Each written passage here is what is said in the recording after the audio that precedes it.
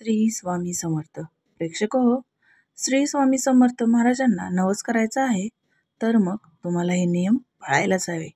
स्वामी समर्थ महाराज मनातील इच्छा लगेच पूर्ण करतात अशी अनेकांची श्रद्धा आहे. पण अनेकदा कितीही प्रयत्न केले तरी एखादी गोष्ट पूर्ण होतच नाही. त्यामध्ये अडचणी येत असतात आणि त्या कधी थांबतच नाहीत. अशातच काय करायचं हे आपण आता पाहणार आहोत. प्रयत्न निष्फळ करून पदरी काहीच पडत नाही. तेव्हा आराध्य देवतेकडे मनापासून मागणी मागितली जाते. अनेकदा नवसही बोलले जातात.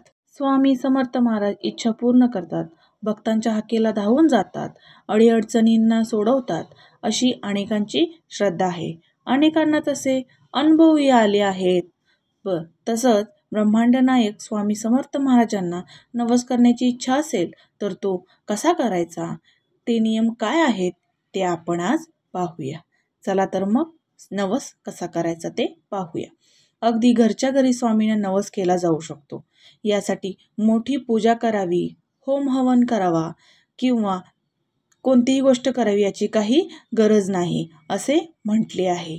तर स्वामींसमोर बसा. घरातील स्वामींची मूर्ती किंवा तसबिरेसमोर दिवा अगरबत्ती लावा. स्वामींची मनापासून प्रार्थना करा. स्वामींसमोर हात जोडून तुमचे जे काही मागणे आहे हे मागा. संकटे समस्यांची घराणी मांडा. नवस बोलायचा आहे तो बोलून घ्या. मग स्वामींना मनापासून प्रार्थना करा. स्वामी समर्थ महाराज हा नवस आहे तो शक्य तितक्या लवकर पूर्ण व्हावा. स्वामींसमोर नतमस्तक व्हा. तसेच जे शक्य आहे ते यथाशक्ती करण्याचा पूर्ण प्रयत्न केला जाईल असा आश्वासित शब्द द्या. स्वामींकडे मागितलेली गोष्ट पूर्ण झाली तर नवस फेडण्यासाठी शक्य असेल तर अक्कलकोटला जाऊन स्वामींचे दर्शन घ्या. महत्त्वाचे म्हणजे एखादे नवस बोलला आणि तो फळला तर ते जे काही वचन दिले आहे ते पूर्ण करायला अजिबात विसरू नका.